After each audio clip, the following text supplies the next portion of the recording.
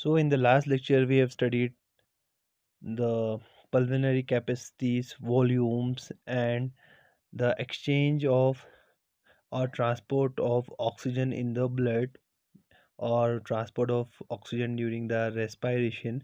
So today we are going to discuss the transport of carbon dioxide. So carbon dioxide is transported by the blood from cells to the alveoli. Okay, तो oxygen transport होता है कहाँ से? From the alveoli to blood towards cell. तो carbon dioxide इसका opposite होता है, that is carbon dioxide transport होता है कहाँ से? सेल से ब्लड के पास, फिर ब्लड से अल्वियोलाई में, फिर अल्वियोलाई से बाहर इन्वायरमेंट में। तो जो कार्बन डाइऑक्साइड है वो चार फॉर्म में ट्रांसपोर्ट होता है। जो पहला फॉर्म है दैट इज़ डिजॉल्व फॉर्म, दूसरा फॉर्म है कार्बोनिक एसिड फॉर्म में, तीसरा फॉर्म है that is the bicarbonate form में, और चौथा है एज कार्ब अमाइनो कंपाउंड्स। ठीक है, तो जो डिजॉल्व फॉर्म है वो बहुत ही कम होता है, दैट इज़ अबाउट 7%। तो उसके हिसाब से 3 ml पर 100 ml के हिसाब से जो कार्बन डाइऑक्साइड है वो इस डिजॉल्व फॉर्म में ट्रांसपोर्ट होता है ब्लड में। देन कार्बोनिक एसिड के फॉर्म में तो वो बहुत ही कम होता है, दैट इज़ वो नेग्लिजिबल के बराबर है। देन बाइकार्बोनेट फॉर्म में जो सबसे ज़्यादा कार्बन डाइऑक्साइड ट्रांसपोर्ट होता है ब्लड में तो वो बाइकार्बोनेट फॉर्म में होता है। उसके बाद जो लास्ट फॉर्म है that is the carb amino compounds, तो वो कार्बन हीमोग्लोबिन के साथ बाइंड होके फिर ट्रांसपोर्ट होता है, या दूसरे जो प्लाज्मा प्रोटीन से उनके साथ कंबाइन होके ट्रांसपोर्ट होता है, तो उसको हम क्या बोलते हैं? Carbamino compound. तो वो 30% होता है। तो हम एक करके देखेंगे। तो जो पहला है that is the dissolve form. तो डिज़ोल्व फॉर्म में क्या है, जैसे कि ऑक्सीजन भी होता था डिज़ोल्व फॉर्म में, वैसे ही कार्बन डाइऑक्साइड भी डिज़ोल्व फॉर्म में होता है। तो जो कार्बन डाइऑक्साइड है वो ब्लड में डिफ्यूज़ हो जाता है and dissolve in the fluid of plasma forming a simple solution. तो जो प्लाज्मा में जो वाटर प्रेजेंट होगा उसके साथ डिज़ोल्व होके एक सिंपल सॉल्यूशन फॉर्म करके फिर उसका ट्रांसपोर्ट होता है अल्वियोलाई तक। ठीक है, तो ये होता है कितना? 3 ml पर 100 ml of plasma of carbon dioxide is transported as dissolved state. ठीक है, तो 3 ml जो कार्बन डाइऑक्साइड है पर 100 ml ऑफ प्लाज्मा ट्रांसपोर्ट होता है इस स्टेट में, दैट इज़ डिजॉल्व फॉर्म में। ठीक है, तो अगर हम देखेंगे तो it forms 7% of the total carbon dioxide in the blood. ठीक है, उसके हिसाब से ब्लड में जितना भी कार्बन डाइऑक्साइड है उसका 7% जो कार्बन डाइऑक्साइड है वो इस फॉर्म में ट्रांसपोर्ट होता है। अब दूसरा जो फॉर्म है that is the carbonic acid form. तो जो डिज़ोल्व्ड कार्बन डाइऑक्साइड है प्लाज्मा प्लाज्मा में वो कंबाइन हो जाता है किसके साथ? वाटर के साथ, to form carbonic acid. Water के साथ कंबाइन होकर वो कार्बोनिक एसिड फॉर्म करता है। देन कार्बोनिक एसिड फॉर्म में फिर उसका क्या होता है? ट्रांसपोर्ट होता है। ठीक है, दैट इज H2CO3। ओके,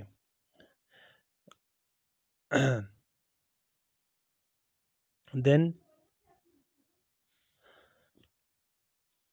ये जो ट्रांसपोर्ट होता है कार्बोनिक एसिड फॉर्म में वो ना के बराबर ही होता है, दैट इज़ वेरी निग्लिजिबल, बहुत ही कम अमाउंट में होता है, जो मतलब हम ऐसा बोल सकते हैं जो निग्लिजिबल के बराबर ही होता है। ओके, देन जो तीसरा है that is the bicarbonate form में। तो जो 63% जो कार्बन डाइऑक्साइड है it transport in the form of bicarbonate. ठीक है, तो बाय कार्बोनेट फॉर्म में ये ट्रांसपोर्ट होता है। तो अब जो ब्लड है वो प्लाज्मा से आरबीसी में एंटर हो जाता है। जो कार्बन डाइऑक्साइड है वो ब्लड में से या प्लाज्मा में से आरबीसी में एंटर हो जाएगा। आरबीसी में एंटर होने के बाद वो वाटर के साथ कंबाइन होता है।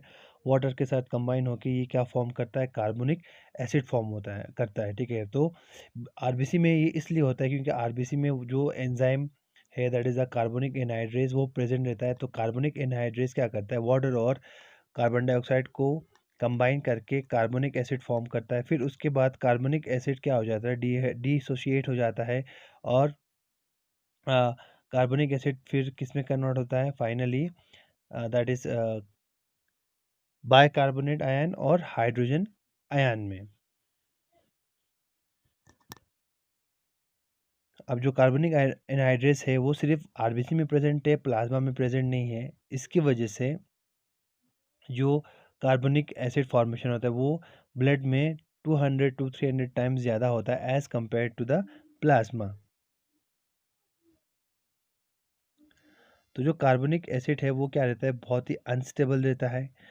तो जितने भी कार्बनिक एसिड्स है दैट इज़ 99.9% जो ब्लड में फॉर्म हुआ वो डिसोशिएट हो जाता है किसमें, बाय कार्बोनेट और हाइड्रोजन आयन में। इस डायग्राम में आपको दिखाता हूँ। देखो वाटर यहाँ से एंटर हुआ, कार्बन डाइऑक्साइड प्लाज्मा से आरबीसी में एंटर हुआ।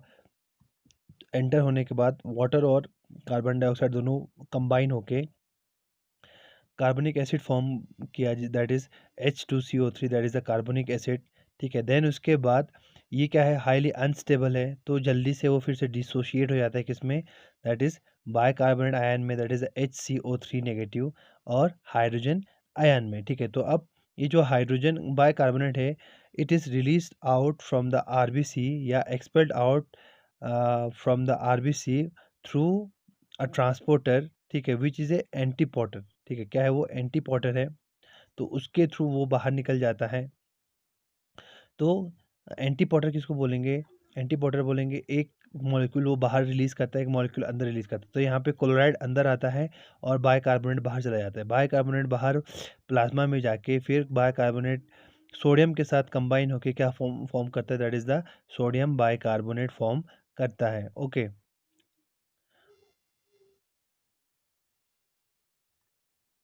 तो यहाँ पे आप देख सकते हैं एक बार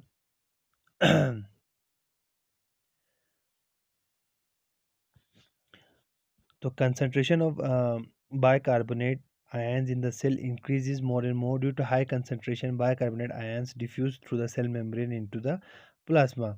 अब जैसे ही कार्बनिक एसिड से बाइकार्बोनेट फॉर्म होता जाएगा तो जो बाइकार्बोनेट का जो कंसंट्रेशन है वो आरबीसी के अंदर बढ़ता ही जाएगा। ठीक है, वो धीरे धीरे इंक्रीज होता जाएगा। ठीक है, अब इसके हाई कंसंट्रेशन की वजह से क्या होता है, जो बाइकार्बोनेट आयन है वो जो सेल मेम्ब्रेन है उसके थ्रू डिफ्यूज हो जाएगा कहाँ पे, प्लाज्मा में। ओके, और एक फिनोमिना है जिसको हम क्या बोलते हैं, क्लोराइड शिफ्ट बोलते हैं या हमबर्गर फिनोमिना बोलते हैं। तो क्लोराइड शिफ्ट या हैमबर्गर फिनोमिना क्या होता है, it's the exchange of chloride ion for a bicarbonate ion across RBC membrane. तो इसमें क्या होता है, जो क्लोराइड आयन है उसका एक्सचेंज होता है किसके साथ, बाइकार्बोनेट आयन के साथ across the RBC. Means chloride RBC के अंदर आता है और जो बाइकार्बोनेट आयन है वो आरबीसी से बाहर निकल जाता है। तो इसको डिस्कवर किया था किसने, हार्टॉग जैकब हैमबर्गर ने 1892 में। इसीलिए इसको हैमबर्गर फिनोमिना भी कहा जाता है। ठीक है, तो क्लोराइड शिफ्ट कब होता है, जब कार्बन डाइऑक्साइड ब्लड के अंदर एंटर होता है टिश्यू से। फिर प्लाज्मा में क्या होता है, plenty of sodium chloride is present. ठीक है, तो जो प्लाज्मा है उसमें सोडियम क्लोराइड प्रेजेंट रहता है प्लेंटी ऑफ, ठीक है, हाई अमाउंट में। तो ये जो सोडियम क्लोराइड है वो डिसोशिएट रहता है किसमें, that is sodium and chloride में। ठीक है, सोडियम देखो NaCl डिसोशिएट हो गया किसमें, Na और क्लोराइड आयन में। Then when the negatively charged bicarbonate ions move out of RBC into the plasma, the negatively charged chloride ions moves into the RBC in order to maintain the electrolyte equilibrium। ठीक है, तो जब bicarbonate ion जो negatively charge थे वो RBC से बाहर release होता है, बाहर आ जाता है, तो उस टाइम पे जो ये क्लोराइड आयन है वो आरबीसी के अंदर एंटर हो जाता है ताकि जो नेगेटिवली चार्जड आयन है या जो इलेक्ट्रोलाइट इक्विलिब्रियम है वो बैलेंस हो सके। ठीक है, एक वहाँ पे एन आयन एक्सचेंजर वहाँ पे प्रेजेंट रहता है जिसको हम क्या बोलते हैं, band 3 protein anion exchanger 1 which acts like a antiport pump. जो मैंने आपको पहले बताया कि एंटीपोड पम्प की तरह काम करता है, जो क्लोराइड आयंस को अंदर डालता है आरबीसी के, और जो बाइकार्बोनेट आयन है उसको बाहर डालता है। मीन्स क्लोराइड और इसको एक्सचेंज करता है। ठीक है, किसको, बाइकार्बोनेट को। तो क्लोराइड आयन अंदर जाएगा और जो बाइकार्बोनेट आयन है वो बाहर रिलीज होगा। Okay, so bicarbonate ions combine with sodium ion in the plasma and form sodium bicarbonate. अब जो हमारा बाइकार्बोनेट आयन जो बाहर रिलीज हुआ, ठीक है, it combines with the sodium and will form the sodium bicarbonate, that is NHCO3.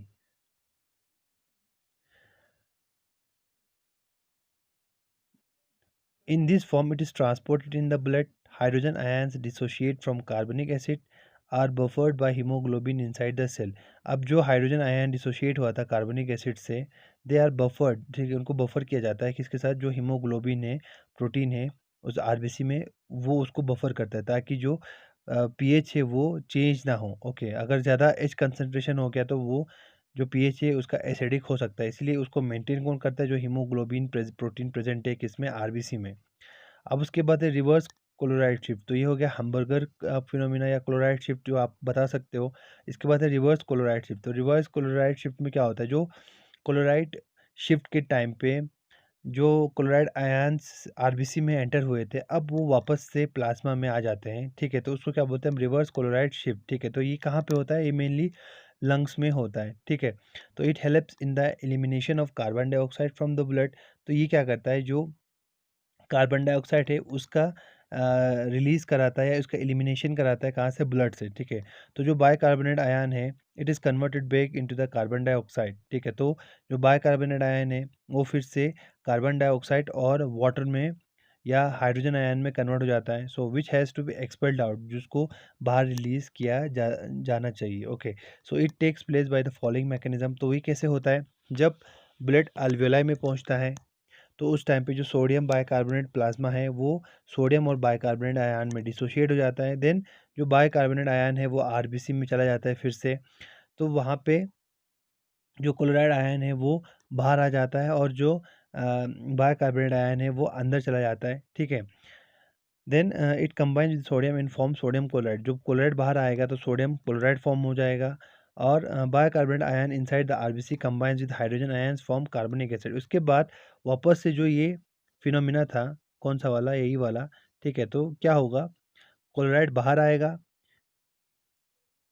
NaHCO3 से Na और HCO3 फॉर्म होगा. HCO3 वापस से अंदर आएगा, क्लोराइड बाहर रिलीज हो जाएगा.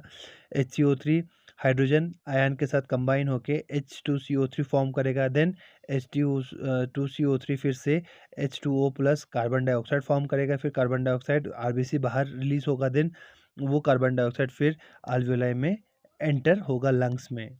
ओके, तो इन्होंने यहाँ पे लिखा है, देखो, bicarbonate ion inside the RBC combines with hydrogen ions form carbonic acid which dissociate into water and carbon dioxide. Carbon dioxide is then expelled out. जो कार्बन डाइऑक्साइड है उसको बाहर रिलीज किया जाता है.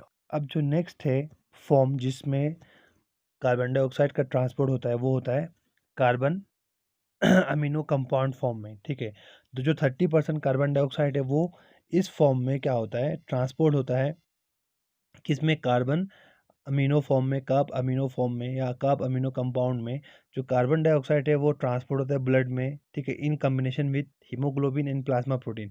तो हीमोग्लोबिन के साथ भी वो ट्रांसपोर्ट होता है और जो प्लाज्मा प्रोटीन है उसके साथ भी ट्रांसपोर्ट होता है. जब हीमोग्लोबिन के साथ वो कंबाइन होता है कार्बन डाइऑक्साइड, तो वो एक कंपाउंड बनाता है जिसको हम क्या बोलते हैं, कार्ब अमीनो हीमोग्लोबिन या कार्ब हीमोग्लोबिन. ठीक है, और जब ये प्लाज्मा प्रोटीन के साथ कंबाइन होता है तो उसको हम क्या बोलते हैं, कार्ब अमीनो प्रोटीन.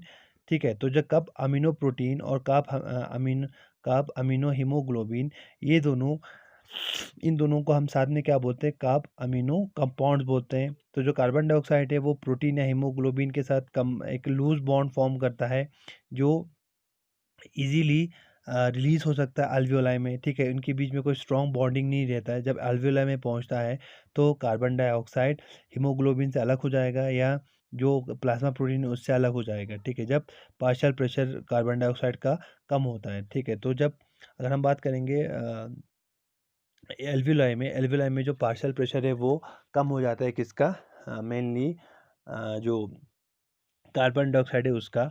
ओके, सो दस the combination of carbon dioxide with protein and haemoglobin is a reversible one. ठीक है, तो कार्बन डाइऑक्साइड जैसे कंबाइन होगा उसके साथ प्लाज्मा प्रोटीन और हीमोग्लोबिन के साथ, वैसे ही वो वहाँ से रिलीज होता है. ओके, सो जो amount of carbon dioxide transport होता है with combination with plasma protein is very less compare to amount transport in combination with haemoglobin.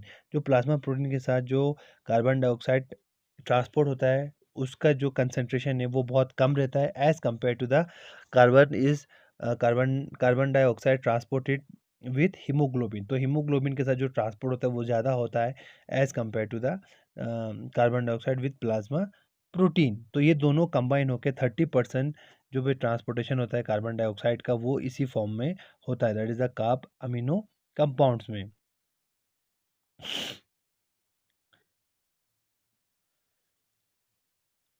अब हमने लास्ट लेक्चर में देखा था that is oxygen dissociation curve. तो इसमें हम देखेंगे कार्बन डाइऑक्साइड डिसोसिएशन कर्व। ठीक है, तो जो कार्बन डाइऑक्साइड है it is transported in blood as a physical solution and in combination with water, plasma, protein and haemoglobin. तो हमने देखा कार्बन डाइऑक्साइड या तो फिजिकल फॉर्म में उसका ट्रांसपोर्टेशन होता है, या तो दूसरे जो भी वाटर है या प्लाज्मा प्रोटीन या हीमोग्लोबिन है उस फॉर्म में उसका ट्रांसपोर्टेशन होता है। ओके, सो जो amount of carbon dioxide in combination with blood depends upon the partial pressure of the carbon dioxide. ठीक है, जो amount of carbon dioxide combining with blood, जो कार्बन डाइऑक्साइड है वो ब्लड के साथ कंबाइन होता है वो किस पे डिपेंड करता है, वो डिपेंड करता है कार्बन डाइऑक्साइड के पार्शियल प्रेशर पे। ठीक है, तो जो कार्बन डाइऑक्साइड डिसोसिएशन कर्व है वो क्या डेमोन्स्ट्रेट करता है, वो डेमोन्स्ट्रेट करता है कि जो रिलेशनशिप बिटवीन किसके बीच में, जो पार्शियल प्रेशर है कार्बन डाइऑक्साइड का और जो कार्बन डाइऑक्साइड की क्वांटिटी है जो ब्लड के साथ कंबाइन होती है। इस डायग्राम में आप देख सकते हैं। ओके, जैसे जैसे पार्शियल प्रेशर इंक्रीज होता जाएगा, that is from 0 to 20 to 40 to 60 to 80 mmHg, नीचे नीचे वाला जो है, तो जैसे जैसे पार्शियल प्रेशर इंक्रीज होगा वैसे वैसे जो ब्लड में अमाउंट है कार्बन डाइऑक्साइड का वो इंक्रीज होता जाएगा। अगर हम 40 की बात करेंगे तो 40 पे कम से कम 48 ml परसेंटेज जो ब्लड में कार्बन डाइऑक्साइड कंटेंट है वो प्रेजेंट रहता है। अगर हम 48 mmHg की बात करेंगे तो 52 ml परसेंटेज वहाँ पे रहता है। ठीक है, अगर हम 100 mmHg की बात करेंगे तो जो ब्लड में कार्बन डाइऑक्साइड कंसंट्रेशन है वो हो जाता है 70 ml परसेंटेज। ओके, तो जैसे जैसे पार्शियल प्रेशर इंक्रीज हो जाएगा वैसे वैसे जो ब्लड है उसमें जो कार्बन डाइऑक्साइड है उसका कंटेंट क्या होता जाएगा, इंक्रीज होता जाएगा। तो एक इफेक्ट है जिसको हम क्या बोलते हैं, हल्डेन इफेक्ट बोलते हैं। हल्डन इफेक्ट क्या है, Haldane effect is the effect by which combination of oxygen with haemoglobin displaces carbon dioxide from haemoglobin. तो हल्डन इफेक्ट वो इफेक्ट है जिसमें हम देखते हैं कि जैसे ही हीमोग्लोबिन के साथ ऑक्सीजन कंबाइन होगा वैसे ही जो कार्बन डाइऑक्साइड है वो हीमोग्लोबिन से डिसोशिएट हो जाएगा। ठीक है, तो इसको सबसे पहले डिस्क्राइब किया था किसने, जॉन स्कॉट हेल्डेन ने 1860 में, इसीलिए इसको हेल्डेन इफेक्ट कहा जाता है। तो जब ऑक्सीजन कंटेंट ज़्यादा हो जाएगा ब्लड में तो ये क्या करता है, जो कार्बन डाइऑक्साइड है उसको डिसोशिएट करता है कहाँ से, हीमोग्लोबिन से। तो जो ये आपको ग्राफ दिख रहा है, ठीक है, तो वो नीचे की तरफ, राइट की तरफ शिफ्ट हो जाएगा। ओके,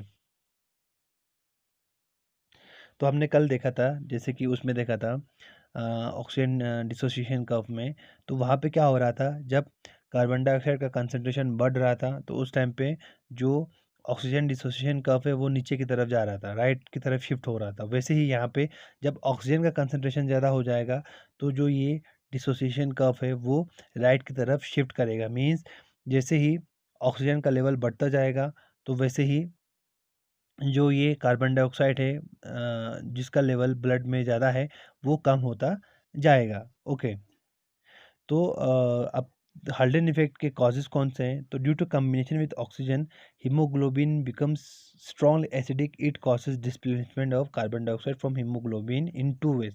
तो जैसे ही ऑक्सीजन का लेवल बढ़ जाएगा तो ऑक्सीजन हीमोग्लोबिन के साथ बाइंड हो जाता है। जैसे ही ऑक्सीजन हीमोग्लोबिन के साथ बाइंड होगा तो हीमोग्लोबिन का जो हीमोग्लोबिन का जो पीएच है वो एसिडिक हो जाएगा, या हम ऐसा बोल सकते हैं हीमोग्लोबिन स्ट्रांगली एसिडिक हो जाएगा।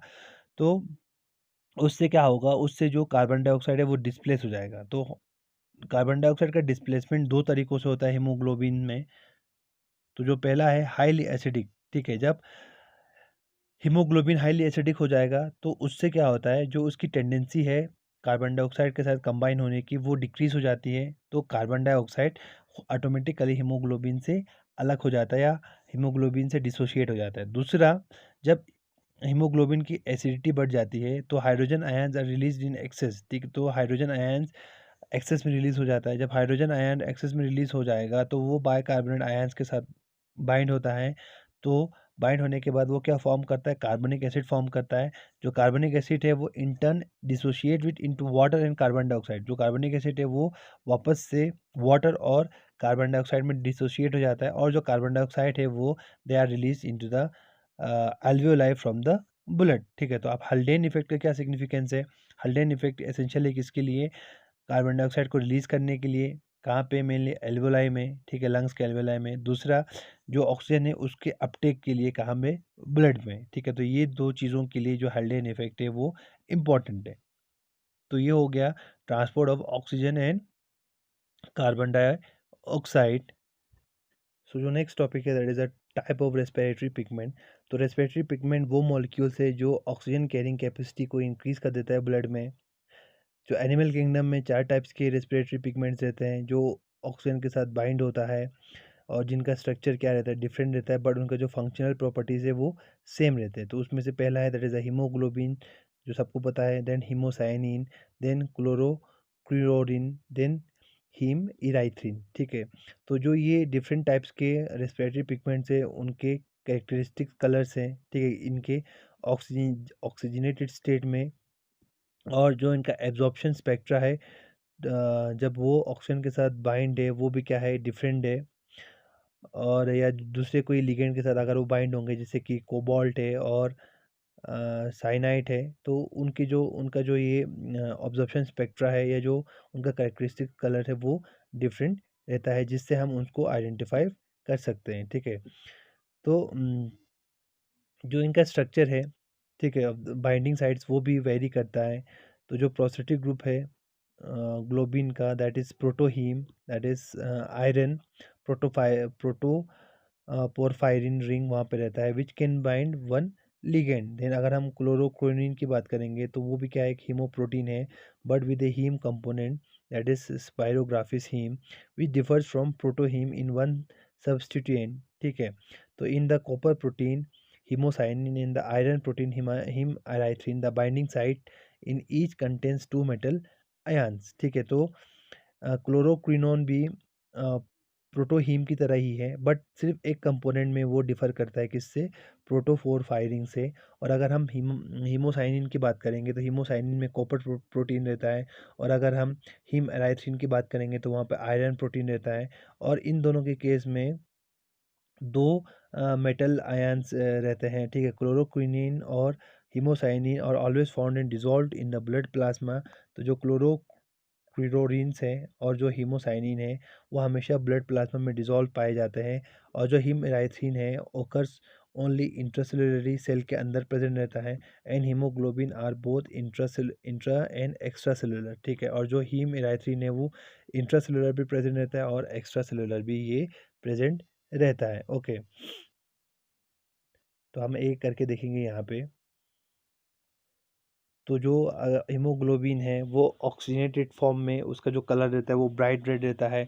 और अगर हम एब्जॉर्प्शन स्पेक्ट्रम देखेंगे अम, तो उसका एब्जॉर्प्शन स्पेक्ट्रम में जो अल्फ़ा चेन है उसका है 574 टू 581 नैनोमीटर। अगर हम बीटा चेन की बात करेंगे तो दैट इज़ 538 टू 545 नैनोमीटर। और जो डीऑक्सी हीमोग्लोबिन है उसका कलर रहता है क्रिम्सन। ठीक है, और इसका क्या है? ब्रॉड एब्जॉर्प्शन स्पेक्ट्रा रहता है, दैट इज़ 556 से 565 नैनोमीटर के बीच में। तो अगर हम क्लोरोक्लोरीन की बात करेंगे तब ये ऑक्सीजन के साथ बाइंड होता है तो उसका कलर ग्रीन हो जाता है, और डीऑक्सीजनेटेड फॉर्म में भी इसका कलर क्या रहता है? ग्रीन रहता है। अगर हम स्पेक्ट्रम की बात करेंगे तो जो अल्फ़ा चेन है उसका 604 टू 605 नैनोमीटर रहता है, और अगर बीटा चेन की बात करेंगे तो 558 टू 560 नैनोमीटर रहता है। और अगर हम डीऑक्सीजनेटेड क्लोरीन की बात करेंगे तो वो रहता है 525 नैनोमीटर। अगर हम हीमोसाइनिन की बात करेंगे तो ऑक्सीडेटेड फॉर्म में ब्लू कलर रहता है, और डीऑक्सीडेटेड फॉर्म में वो कलरलेस रहता है। और मोलस्का में इट इज़ अबाउट इनका जो एब्जॉर्प्शन स्पेक्ट्रम है वो है 570 टू 580 नैनोमीटर। क्रस्टेशियन में इनका जो एब्जॉर्प्शन स्पेक्ट्रम रहता है वो है 557 टू 559 नैनोमीटर। अगर हम हीम इराइथ्रिन की बात करेंगे तो ऑक्सीजनेटेड फॉर्म में इसका कलर रहता है वायलेट, और डीऑक्सीजनेटेड फॉर्म में इसका कलर रहता है कलरलेस। ठीक है, और अगर हम एब्जॉर्प्शन स्पेक्ट्रम की बात करेंगे तो एब्जॉर्प्शन स्पेक्ट्रम इसका रहता है 330 नैनोमीटर, और ये इंक्रीज भी हो सकता है, दैट इज़ अबाउट 500 नैनोमीटर। तो सबसे पहले हम हीमोग्लोबिन की बात करेंगे। तो हीमोग्लोबिन क्या रहता है? It's a conjugated protein because it consist of a simple protein and with a non protein part. ठीक है, तो ये कंजुगेटेड प्रोटीन है क्योंकि इसमें एक प्रोटीन पार्ट रहता है और एक नॉन प्रोटीन पार्ट रहता है। जो नॉन प्रोटीन पार्ट है इसको हम क्या बोलते हैं? प्रोस्थेटिक ग्रुप बोलते हैं। और जो प्रोटीन पार्ट है हीमोग्लोबिन का उसको हम क्या बोलते हैं? ग्लोबिन बोलते हैं, जिसका जो परसेंटेज है वो रहता है 96%। और जो जिसमें एक पोरफायरिन रिंग रहता है जिसमें आयरन एटम प्रेजेंट रहता है इसके सेंटर में, जिसको हम क्या बोलते हैं? हीम या हीमेटिन, और जिसका कंसंट्रेशन रहता है 4%। तो आप इस डायग्राम में देख सकते हैं। Okay, this is the porphyrin ring. उसके सेंटर में एक आयरन एटम रहता है और उसके साइड्स में मिथाइल ग्रुप्स प्रेजेंट रहते हैं। सो जो ग्लोबिन है it consist of 4 polypeptide chain. तो 4 पॉलीपेप्टाइड चेन से फॉर्म हुआ है, 2 अल्फा और 2 बीटा चेन से। ठीक है, जो सिकल सेल अनीमिया जिनमें होता है उनमें जो एक बीटा चेन है वो डिफेक्टेड रहता है। ठीक है, जिसकी वजह से उसका जो आरबीसी का शेप वो क्या रहता है? वो सिकल शेप्ड रहता है। ठीक है, ना कि बाइकनकेव। सो जो पोरफायरिन है वो क्या है? हेटेरोसाइक्लिक रिंग स्ट्रक्चर है कंटेनिंग हीम और मैग्नीशियम, या तो हीम होगा या मैग्नीशियम होगा। तो जो हेटेरोसाइक्लिक रिंग स्ट्रक्चर है इसमें 4 पायरोल रिंग्स हैं। आप इसमें देख सकते हैं इस डायग्राम में, 1 2 3 4, 4 पायरोल रिंग्स यहाँ पे प्रेजेंट है। ओके, और 4 पायरोल रिंग्स प्रेजेंट है, दैट इज ऊपर एक है नीचे एक है, आप देख सकते हैं, जिसमें मिथाइल ग्रुप ऐड है। सो 4 पायरोल रिंग्स वहाँ पे प्रेजेंट रहते हैं, लिंक्ड बाय मीथेन ब्रिजेस। ठीक है, तो किसके साथ लिंक रहते हैं वो? मेनली जो मिथाइल ब्रिजेस हैं। आप देखो ऊपर CH3, यहाँ पे साइड पे CH3 है, यहाँ पे CH3 है, और ये वाले साइड पे भी क्या है? CH3 है। तो मिथाइल जो रिंग्स हैं या मीथेन जो ब्रिजेस है उसके साथ वो लिंक्ड रहते हैं। अब जो ग्लोबिन पार्ट है it helps to prevent oxygen from binding tightly to haem. तो जो ग्लोबिन पार्ट है वो क्या करता है? वो ऑक्सीजन को स्ट्रांगली बाइंड होने से रोकता है, किसके साथ? हीम के साथ। When globin is present oxygen binds reversibly to haem and can be release to the tissue. जब ग्लोबिन प्रोटीन जो प्रेजेंट होगा तो उससे जो ये ऑक्सीजन है वो रिवर्सिबली बाइंड होगा हीम आयरन के साथ। इसका मतलब ये है कि जैसे वो बाइंड होगा आयरन के साथ वैसे वो वहाँ से रिलीज भी हो सकता है, वहाँ पे फिक्स नहीं होगा। ओके, वहाँ पे टाइटली बाउंड नहीं होगा। जैसे वो वहाँ से एल्विलाई से कैरी एल्विलाई से बाइंड होके आएगा ब्लड में, देन ब्लड से टिश्यू के पास जाएगा, तो टिश्यू में पहुँचते ही वो जो हीम आयरन है वो ऑक्सीजन को रिलीज भी कर देगा। ठीक है, so in respiratory organs the haemoglobin combine with O2। ठीक है, जो रेस्पिरेटरी ऑर्गन्स है जैसे कि एल्विलाई है वहाँ पे जो ऑक्सीजन है वो हीमोग्लोबिन के साथ बाइंड होगा, जिससे हीमोग्लोबिन और ऑक्सीजन बाइंड होकर क्या फॉर्म करेगा? That is the oxy haemoglobin eight normal temperature and pressure. ठीक है, नॉर्मल टेम्परेचर और प्रेशर पे ये बाइंड होते हैं। तो जो अगर लो प्रेशर होगा, ठीक है, तो जो हीमोग्लोबिन ऑक्सी हीमोग्लोबिन है वो डिसोशिएट हो जाएगा किसमें? ऑक्सीजन और हीमोग्लोबिन में। ठीक है, so haemoglobin is involve in vertebrates in the transport of respiratory carbon dioxide. ठीक है, तो हीमोग्लोबिन मेनली वर्टिब्रेट्स में प्रेजेंट रहता है, जो क्या करता है? कार्बन डाइऑक्साइड का ट्रांसपोर्ट करता है एस कार अबिनो हीमोग्लोबिन। ठीक है, जिसमें जो कार्बन डाइऑक्साइड है वो ग्लोबिन प्रोटीन के साथ बाइंड रहता है। जो मॉलिक्यूलर वेट रहता है हीमोग्लोबिन का वो रहता है 64,500 dalton. So the oxygenated form of haemoglobin is scarlet and deoxygenated form is bluish red. तो जो ऑक्सीजनेटेड फॉर्म है हीमोग्लोबिन का वो ब्राइट रेड रहता है या स्कारलेट रेड रहता है, और जो डीऑक्सीजनेटेड ब्लड है वो ब्लूइश रेड रहेगा या क्रिम्सन रेड रहेगा कलर में। ठीक है, जो हीमोग्लोबिन है वो मेनली इरिथ्रोसाइट्स में प्रेजेंट रहते हैं और हर वर्टिब्रेट्स में प्रेजेंट रहेगा एक्सेप्ट कुछ एंटार्क्टिक फिश है, उसके अलावा जितने भी वर्टिब्रेट्स है वहाँ पे हीमोग्लोबिन प्रेजेंट रहता है, मेनली इरिथ्रोसाइट्स में। तो कुछ इनवर्टिब्रेट्स में भी ये प्रेजेंट रहते हैं। ठीक है, मेनली प्लाज्मा में, सिलोमिक फ्लूइड्स में, और जो हीमोग्लोबिन कंटेनिंग सेल्स है वहाँ पे ये प्रेजेंट रहता है। अगर हम इनहेलिट्स की बात करेंगे तो वहाँ पे पॉलीचिट्टा में जो पिगमेंट पाया जाता है, different kind of respiratory pigment, ठीक है। ओलिगोचिट्टा में, जिसमें फेरिटिमा, लुम्ब्रिकस, ट्यूबिफेक्स, और अगर हम हीरोडिना की बात करेंगे तो हीरोडो और हीरोडिनेरिया। तो अगर हम मोलस्का में, मोलस्का की बात करेंगे तो वहाँ पे वो प्लाज्मा में पाया जाता है, किसके, गैस्ट्रोपोड्स के, मेनली प्लेनोर्बिस में। और बाइवेल्विया में भी ये पाया जाता है। तो बाइवेल्विया की बात करेंगे तो सोलेन, एरिया, एट्सेट्रा। तो उनमें ये जो हीमोग्लोबिन है वो पाया जाता है। तो अब यहाँ पे देख सकते हैं, ठीक है। और काइटन और कुछ प्रोसोब्रैंक्स है, उसमें जो हीमोग्लोबिन है वो कहाँ पे प्रेजेंट रहता है, मसल्स में। किसके मसल्स में, रेडुला के मसल्स में, एज मायोग्लोबिन, ठीक है। अगर हम क्रस्टेशिया की बात करेंगे तो जो पिगमेंट है they are present in small size animal, जैसे कि आर्टीमिया है, डाफनिया है, ट्रायोप्स है, एट्सेट्रा।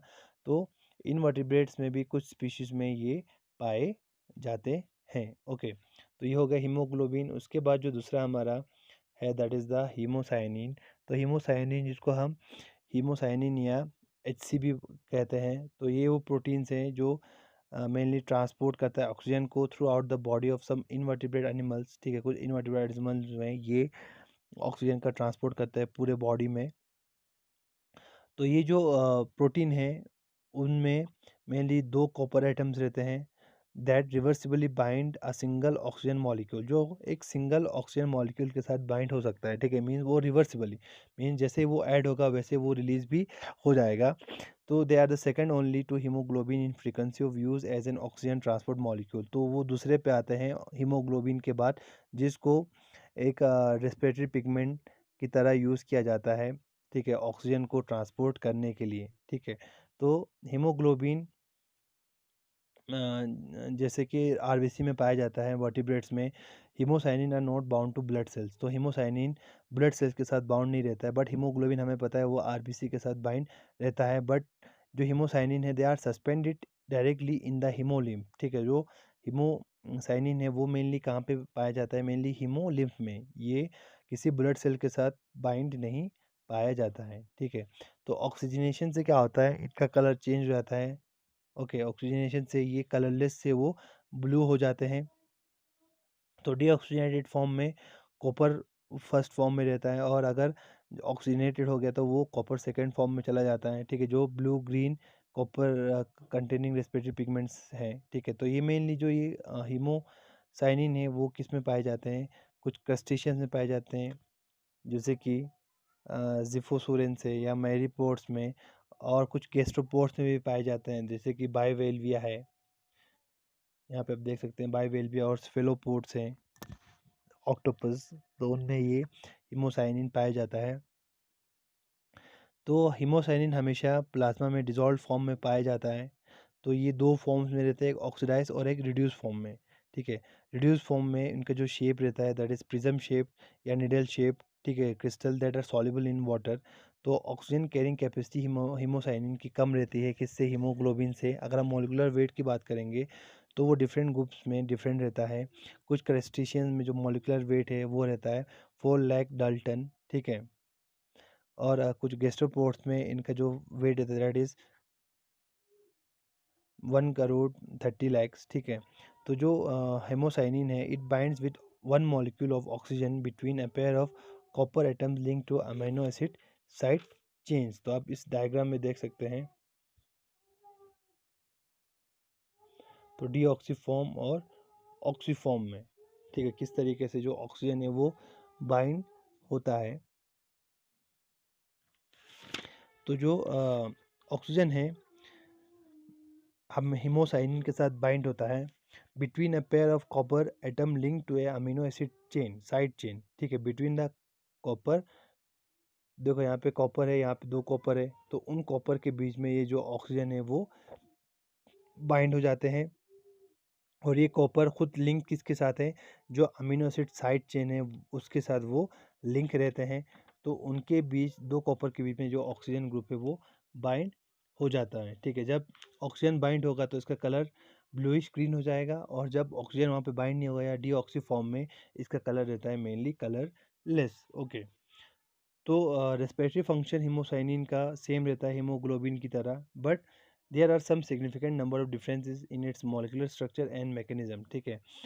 तो ऑलमोस्ट उनका फंक्शन सेम रहता है, बट उनका स्ट्रक्चर थोड़ा सा डिफरेंट रहता है और उनके मैकेनिज्म भी थोड़ा सा डिफरेंट रहता है, किस तरीके से वो ऑक्सीजन को ट्रांसपोर्ट करते हैं, ठीक है। जैसे कि हीमोग्लोबिन में आयरन एटम रहता है जो पोरफायरिन रिंग्स में प्रेजेंट है, वो ऑक्सीजन को कैरी करता है। तो हीमोसाइनिन में कॉपर एटम्स रहते हैं जो mainly as a prosthetic group की तरह काम करते हैं और हिस्टिडीन रेजिड्यू के साथ बाइंड रहते हैं और वो ऑक्सीजन को कैरी करते हैं।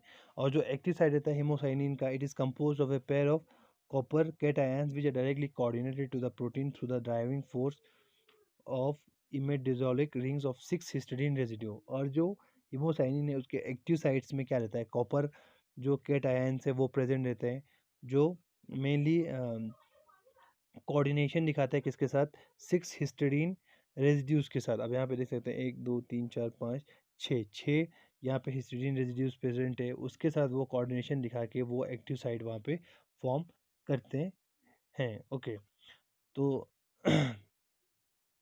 तो जो स्पीशीज हीमोसाइनिन को as an oxygen transporter use करते हैं, यूटिलाइज करते हैं, उसमें क्रस्टेशियंस आते हैं, ठीक है, जो मेनली कोल्ड इन्वायरमेंट में रहता है विद लो ऑक्सीजन प्रेशर। तो इन कंडीशन में जैसे कि कोल्ड इन्वायरमेंट है और लो ऑक्सीजन प्रेशर है, तो इन कंडीशन में हीमोग्लोबिन जो है वो ऑक्सीजन का ट्रांसपोर्टेशन एफिशिएंटली नहीं कर पाता है, ठीक है। तो बट जो हीमोसाइनिन है उस वो ऑक्सीजन का ट्रांसपोर्टेशन मोर एफिशिएंटली करता है, किससे, हीमोग्लोबिन से। तो इसीलिए ये उन क्रस्टेशियन में पाया जाता है जो कोल्ड इन्वायरमेंट में रहता है और जहाँ पे लो ऑक्सीजन प्रेशर प्रेजेंट है, ठीक है। और ये कुछ टेरेस्ट्रियल आर्थ्रोपोड्स में भी पाए जाते हैं जो हीमोसाइनिन को यूज़ करते हैं एज ए ऑक्सीजन ट्रांसपोर्टर, जैसे कि स्पाइडर्स है, स्कॉर्पियंस है, जो वार्म क्लाइमेट्स में रहते हैं, ठीक है। जो हीमोसाइनिन है वो मैनी इंडिविजुअल सब यूनिट प्रोटीन से फॉर्म हुए हैं, जैसे कि each of which contains 2 copper atoms and can bind 1 oxygen molecules, ठीक है। तो ये जो हीमोसाइनिन है बहुत सब यूनिट प्रोटीन सब यूनिट से फॉर्म हुए हैं, बट इनमें 2 कार्बन एटम्स रहते हैं, ठीक है। तो ईच जो सब यूनिट है वो उसमें एक कार्बन एटम रहता है और जो एक ऑक्सीजन मॉलिक्यूल के साथ बाइंड होता है। अगर हम ईच सब यूनिट की बात करेंगे तो उनका वेट रहता है दैट इज 75 किलो डाल्टन्स। तो सब यूनिट में भी अरेंज इन डाइमर्स और हेक्सामर्स डिपेंडिंग ऑन स्पीशीज, ठीक है। जो ये सब यूनिट है वो डाइमर फॉर्म में भी हो सकता है, हेक्सामर फॉर्म में भी हो सकता है, वो डिपेंड करता है किस पे, स्पीशीज पे। तो डाइमर या हेक्सामर कम्प्लेक्स है, it's likewise arrange in chains और cluster with weight exceeding 1500 kilo dalton. जो डाइमर या हेक्सामर है वो कम्प्लेक्स फॉर्म में प्रेजेंट रहते हैं, अरेंज रहते हैं, तो उनकी वजह से उनका जो वेट है वो एक्सीड कर जाता है, दैट इज़ 1500 किलो डाल्टन। तो जो सब यूनिट्स हैं मेनली वो क्या रहते हैं, होमोजीनियस रहते हैं या हेटेरोजीनियस रहते हैं विद 2 वेरिएंट सब यूनिट टाइप्स, ठीक है। तो वो या तो होमोजीनियस होंगे या हेटेरोजीनियस होंगे। अगर हेटेरोजीनियस होंगे तो वहाँ पे जो प्रोटीन सब यूनिट है वो डिफरेंट होंगे और इनके लार्ज साइज़ की वजह से they are mainly found free floating in the blood unlike haemoglobin. तो इनके साइज़ बड़ा होने की वजह से वो जो ब्लड है उसमें फ्री फ्लोटिंग प्रेजेंट होंगे एज़ कम्पेयर टू हीमोग्लोबिन। तो हीमोग्लोबिन मेनली आरबीसी के साथ बाइंड रहता है, बट ये जो हीमोसाइनिन है वो इनका लार्ज साइज होने की वजह से वो आरबीसी के साथ बाइंड नहीं होते और वो ब्लड में फ्रीली मूव कर रहे होते हैं। अब जो नेक्स्ट है दैट इज़ द क्लोरोक्विनोन। तो क्लोरोक्विनोन क्या है, इट्स अ रेस्पिरेटरी पिगमेंट, ठीक है, which is green in colour. It is mainly found in the plasma of some polychaete जैसे कि सर्पुलिड, स्पाइरोब्रिड, स्पेलिड, फैनवॉर्म्स। तो इसमें इनमें ये पाए जाते हैं। तो they are also found in oxygenated and reduce form. तो ऑक्सीजन के साथ भी ये बाइंड होते हैं और विदाउट ऑक्सीजन के फॉर्म में ये प्रेजेंट रहते हैं, या हम ऐसा बोल सकते हैं ऑक्सीजनेटेड और रिड्यूस फॉर्म में भी ये प्रेजेंट रहते हैं।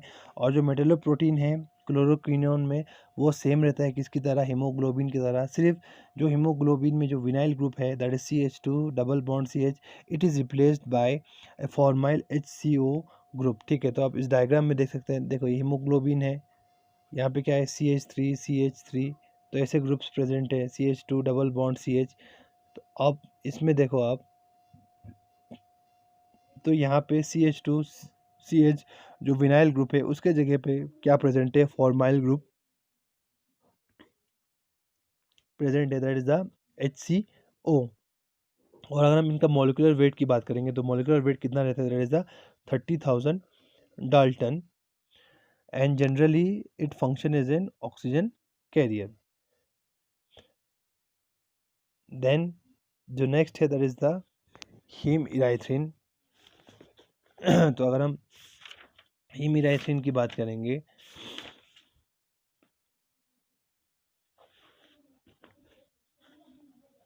और ये जो सॉरी क्लोरोक्विनोनिन है, it combines with 2 atoms of oxygen, ठीक है, 2 एटम्स ऑफ ऑक्सीजन के साथ ये बाइंड होता है।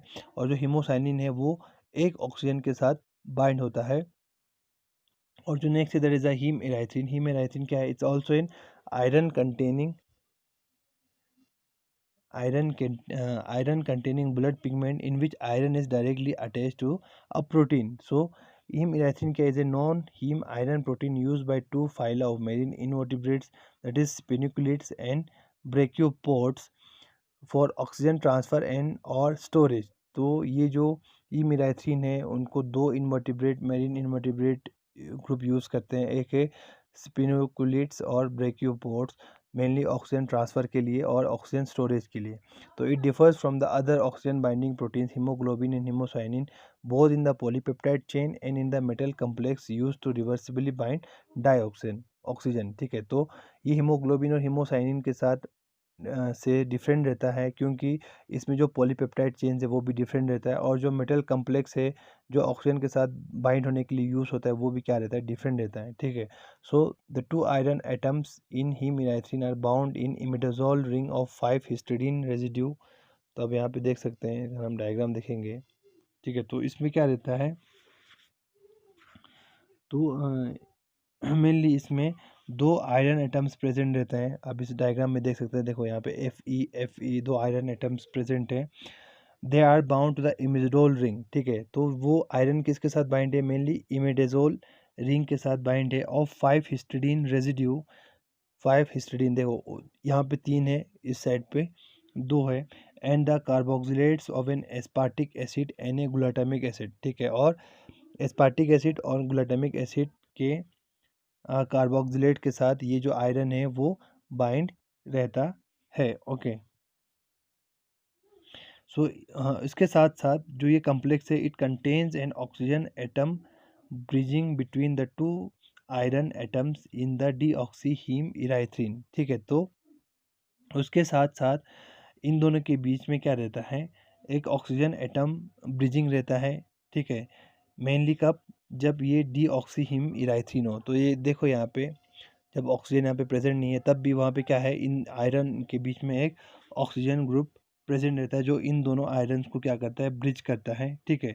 The bridge is A hydroxyl group. तो ये जो ब्रिज है वहाँ पे क्या रहता है, मेनली एक हाइड्रोक्साइल ग्रुप रहता है। While in met and oxy hemerythrin the bridge is a mu oxo atom, ठीक है। जब ऑक्सीजन वहाँ पे ऐड हो जाता है तो ये जो हाइड्रोक्साइल ग्रुप है वो कन्वर्ट होता है किसमें, म्यू ऑक्सो एटम में, ठीक है। तो आप यहाँ पे देख सकते हैं, तो यहाँ पे 2 ऑक्सीजन ग्रुप है वो ऐड हो गए, पहले वो हाइड्रोक्साइल ग्रुप में था, अब यहाँ पे 2 ऑक्सीजन ग्रुप यहाँ पे ऐड हो गए, इसलिए हमने क्या कहा यहाँ पे डाई ऑक्सो एटम, ठीक है। तो इन डी ऑक्सी और मेटा क्योहीमिराइथ्रिन फॉर्म में one of the iron atom is bound to 6 liganding atoms while the other is penta coordinate. अगर डीऑक्सी फॉर्म में देखेंगे तो जो एक आयरन है वो 6 लिगेंडिंग एटम्स के साथ बाइंड है, ठीक है। देखो नीचे 1 2 3 4 5 6, तो ये जो लेफ्ट साइड है उसमें आप देखो 6 एटम्स के साथ ये बाइंड है, और जो दूसरा आयरन है it is bound with 5 atoms, ठीक है। नीचे देखो 1 2 3 4 5 एटम के साथ पेंटा कोऑर्डिनेशन यहाँ दिखा रहा है। So this extra side is where small molecule such as dioxygen और azide bind to the protein. तो यहाँ पे एक वैकेंसी वहाँ पे खाली है जहाँ पे जो 6 जो ऑक्सीजन है जो डाई ऑक्सीजन है वहाँ पे वो बाइंड होगा, ओके। सो जो फंडामेंटल पॉलीपेप्टाइड है जो इस मेटल सेंटर के साथ एसोसिएट रहता है, that is about 115 residue long, ठीक है। So the protein is mostly commonly found as an octamer of molecular weight, that is 1,08,000 dalton, ठीक है। इन पर्टिकुलर ऑर्गेनिज्म दो dimeric, trimeric and tetrameric forms of the proteins are found, ठीक है। तो mainly ये क्या रहता है, जो ये प्रोटीन है वो ऑक्टामर फॉर्म में प्रेजेंट रहता है, जिसका वेट रहता है कम से कम 1,08,000 डाल्टन, ठीक है। बट कुछ ऑर्गेनिजम्स हैं जिसमें ये डायमेरिक फॉर्म में भी प्रेजेंट रहता है, ट्राइमेरिक फॉर्म में भी प्रेजेंट रहता है, और टेट्रामेरिक फॉर्म में भी ये प्रेजेंट रहता है, ओके। और जो फोल्डिंग टोपोलॉजी है इस पॉलीपेप्टाइड का is that of a 4 helical bundle, this motif has been found in number of protein. तो इसका जो ये टोपोलॉजी है, फोल्डिंग टोपोलॉजी इस पॉलीपेप्टाइड का, ये रहता है मेनली 4 हेलिकल बंडल ये फॉर्म करता है, और ये जो मोटिव है बहुत सारे प्रोटीन में पाए जाते हैं, ओके। तो अगर हम डी ऑक्सी हीमिराइसिन की बात करेंगे, तो वहाँ पे दो आयरन एटम्स प्रेजेंट रहते हैं, किसमें, फेरस ऑक्सीडेशन स्टेट में with A bridging hydroxyl group, ठीक है। तो दो आयरन जहाँ पे प्रेजेंट है वो किस फॉर्म में प्रेजेंट है, that is ferrous oxidation state में, ठीक है। उसके साथ साथ उनके बीच में एक ब्रिज रहता है किसका, हाइड्रोक्साइल ग्रुप का। तो आप देख सकते हैं इस वाले साइड में, ओके। तो यहाँ पे देखो OH ग्रुप प्रेजेंट है इन दोनों के बीच में, दो आयरन्स के बीच में। So as di-oxygen is bound to the active site, the hydrogen atoms from the hydroxyl group bridge moves over onto the bound ligand, stabilizing the peroxo nature of the bound oxygen molecule, ठीक है। तो जैसे ही oxygen यहाँ पे bind होगा, तो जो hydrogen है वो क्या हो जाएगा, the hydrogen will bridge moves over on to the bound ligand, ठीक है। तो वो मूव हो जाएगा और वहाँ पे जो ऑक्सो ग्रुप है वो वहाँ पे बाइंड हो जाएगा, जिससे जो पर ऑक्सो नेचर है वो स्टेबलाइज हो जाएगा, मेनली किसमें, बाउंड ऑक्सीजन मॉलिक्यूल में, ठीक है।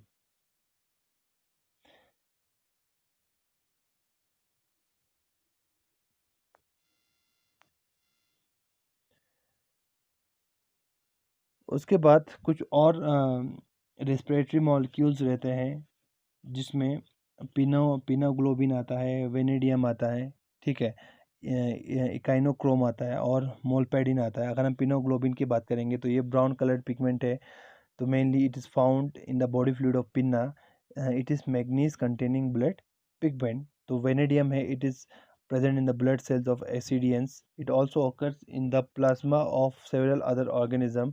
देन उसके बाद है इकाइनोक्रोम, तो वो रेड कलर पिगमेंट रहता है और mainly it is found, it is an iron containing pigment, it occurs in the coelomic fluid of sea urchin. Then उसके बाद है मोलपेडिन, तो it is found in the holothurian, that is called Molpadia. तो ये कुछ respiratory pigments हैं जो different species में पाए जाते हैं, okay. So this is all about the respiratory pigment and the transport of carbon dioxide in the blood. Thank you.